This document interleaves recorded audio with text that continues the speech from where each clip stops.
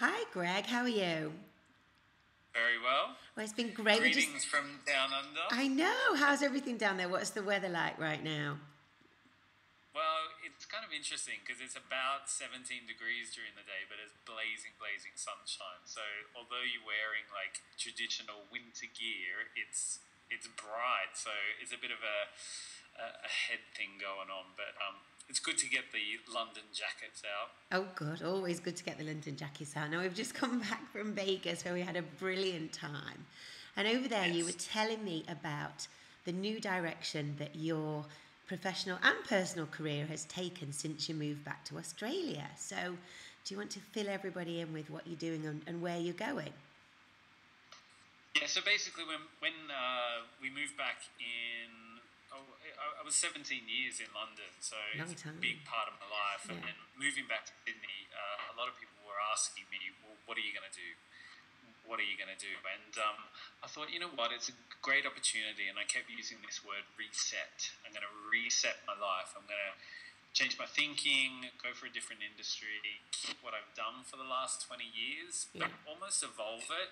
I think in the fitness industry, we do so many amazing things when it comes to the body transformation, body beautiful, weight loss, everything like that. We keep going and keep going and keep going with that. But I think the big other side of what you do is mind and Yeah. working with people that.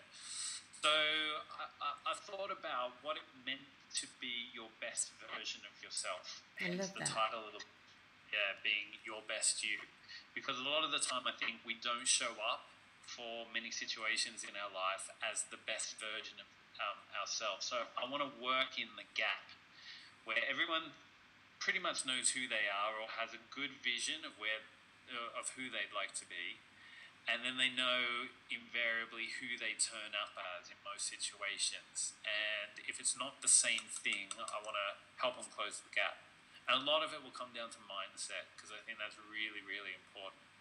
Do you think this could help, especially for fitness instructors and personal trainers and boot camp owners, people that are dealing with people who are going undertaking a body transformation? Maybe they're getting the nutrition right, they're doing all their exercising, and as we both know, people reach a goal and then sometimes they tend to fall off the bandwagon and then not just go back to square one, but they go back to minus square one. And it seems to be there's a disconnect there with kind of how they're thinking. And is there some way that this can help that give people the tools to help those kind of clients? Yeah, it's pretty much exclusively the day that we do is pretty much going to just look at that. You know, I don't want to teach people to suck eggs on the Yeah, whole fitness side of things because it's been done to death. Everyone invariably knows what they should be eating, yeah, uh, how they should be training, and if they don't know, it's called the internet. So, you know, the thing is, although they need guidance, invariably there is something stopping them from doing it. And it might go right back to the idea that they're just not ready to change, that their pain in the yeah. status quo isn't great enough to create that change. So, what is it that's holding them back? Um, how can we look at strategies to overcome that? You know, to just allow people the breathing space in their day to stop beating themselves up. You know, we just beat ourselves up constantly. Get up in the morning, don't like the way that we look. You know, something's not right with how their day goes. Maybe their relationship with either their kids or their partner is working against them getting their goals. So we look at really three M's. We look at mindset, we look at motivation, or whether or not motivation is actually a myth. And then the Mm. third thing is to look at momentum. So the idea of getting out of that failure cycle and how do we win once but also win again. So this has been it's a component that we often read about. People talk about being a mindset coach, and we kind of know that that is the missing link with the especially with the transformations with people that are undertaking some weight loss. Um, if we put together a workshop, and I know we've been talking about this, are there practical tools that people can take away in a day workshop that they can apply both to themselves and both to their clients that aren't out there, that aren't something difficult, that's something that's practical and straightforward that is going to be really useful almost immediately, Greg? Yeah, so the thing is, you don't know what you don't know. So it's having really simple strategies and just becoming aware. Like I did some training recently, and it had the simple question of how great a listener are you? And there were like 6 or 7 things that classic good listeners don't do. And when you go through those things, sometimes it might be just something as simple as like being in the moment and actively listening to people when they talk to you. And I recognize that I didn't do that at all. I'm always kind of looking over people's shoulder, or wondering about what I'm doing next, or scanning the room and losing eye contact. And I'm like, I'm terrible at that. So for me, just walking away out of that day amongst all the other stuff going on, me walking away with that one thing to be a better listener changes your behaviors moving forward. You know, once these things become conscious, it takes 21 days to form a new habit. We all know that. But it takes active time to put these actions into behaviors, and also to make those behaviors habitual so that they become an ingrained part of your lifestyle. And that takes a longer amount of time. So yes, we can give you the strategies. We can do practice and practical drills to make sure that you get the understanding, but then you are going to have to go away and actually keep the momentum going and practice those to make those habits form and be lasting. There's nothing like it in the fitness industry, definitely not in the UK right now. And I know that you've been on a pretty intensive course of study yourself. How has that changed how you approach the world and how you approach your own fitness and training? How much has it impacted you personally, Greg? I mean, you're a trainer with sort of 20 years of experience. You've trained with Les Mills, you've been with fitness professionals, you've travelled the globe with so many different companies. You've been very, very successful. So don't list them all. do you know, I hold you in such high esteem with your skills. And do you think this has really changed the way that you operate, and it can have so much benefit to coaches here in the UK? Okay, so moving away from just this is for me personally, from simple behavior changes, this has been a complete paradigm shift. It's 10 times, 100 times bigger. As an expert, all we do is tell. Tell. Pick that weight up. Eat this 3 times a day. Don't eat that. We don't do enough asking. Okay. And there's a complete difference. We have to start assuming that everyone has the tools to be able to create the change.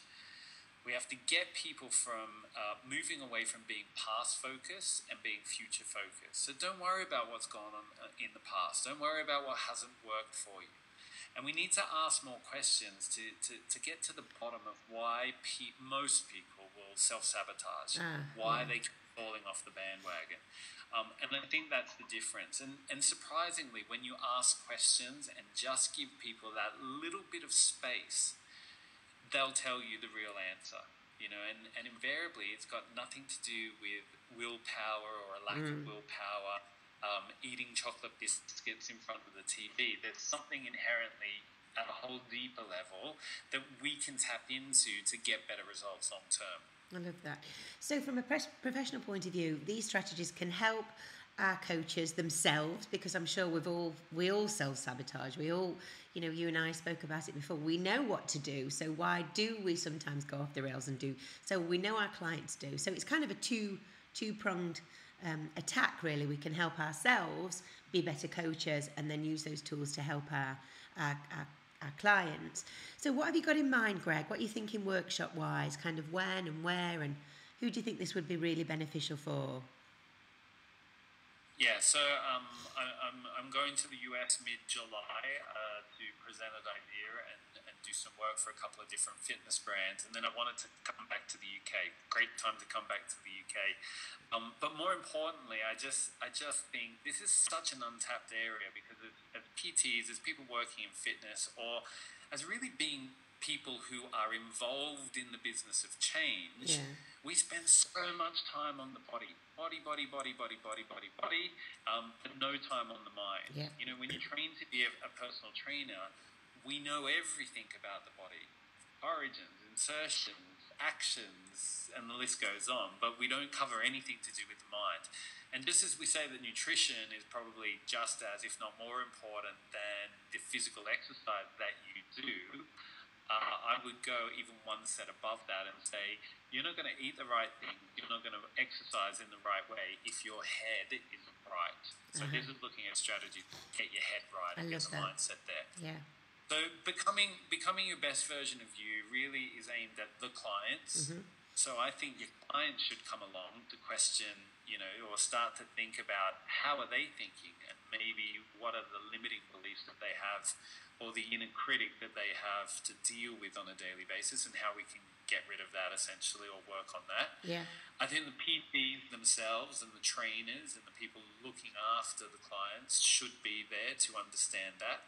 And I also think the business owners and franchisee owners should be there, because at the end of the day, people, whether it's the staff that they're employing or the clients that they are training, are not showing up every day presenting the best version of themselves. What's the cost of that? It's a retention cost. People aren't getting the results that they're after, they stop coming. That affects word of mouth, that affects reputation. You're getting a performance and a productivity, from the people who work for you and for the clients that they train. So there's actually a financial and monetary cost to it. And so my question to them is, how much would it cost you to not come to a workshop like this if you're not currently dealing with mindset or performance? And I think because you've got such extensive experience in the fitness industry, this is just perfect for the fitness industry, because you understand our frustrations, you understand how we feel. With clients that, we're all trying so hard to get clients where they want to be. So I know that you're going to be able to just really give us the right information, that's the pertinent information for our industry. So that's wicked. So kind of what dates are we looking at, Greg? When are you kind of thinking? Good question. What are the dates? Did you say the 28th? Let's have a look. Let's go with... I think it's like 24th and 25th of July. Something around. Yeah. Okay. So I suppose really people... Saturday and Sunday. So I think if people are watching the video, just comment below, let us know what you think, and if you are interested in getting involved and getting more information. We're probably looking at that weekend, aren't we? Either north, south venue, or possibly one venue in the Midlands, aren't we? Yes. So it'll be a 9:30 to 5:30 day, 8 hours with a bit of a break for lunch, and just a really solid day on getting you on the path to thinking differently. So that it's not just about exercise prescription, but also some questioning around how we can get the most out of our clients, and have them be thinking that they can be more successful, which will lead to more success. Fantastic. And if anyone's got any questions, they can drop you an email, or they can send you a message on Facebook, can't they? Where can they find you, Greg, now that you've moved to the other side of the world? Yeah, so I'm on at www.gregsellar.com, or you've got info@gregsellar.com, and obviously Twitter, Instagram, Facebook, everything, anywhere else. Yeah, everywhere. Check out Greg Sellar. Oh, cool. Well, we'll make some more videos like this, and we'll do some podcasts, so we'll start to tell people a little bit more about the day as it unfolds, won't we? Absolutely. I really just have to say that this new way of thinking has changed the complete focus and direction, and just looking at it as a long-term journey rather than a short-term fix. So it's not about beating yourself up if you do fall off the wagon for any reason, which invariably we're all going to do at some point. Lovely. So it's just about getting back on, staying positive, and making the change. That's awesome. Okay, Greg, well, thank you very much for taking the time out today. It is 6, we've been on the phone, 6 a.m. in the UK. What time is it there in Sydney? It is 3:44 p.m. on Wednesday. Good stuff. Good to talk to you, Greg, and I'll talk to you later. Nice to talk to you, Rachel. Thank you. Thank you for the opportunity. You're welcome.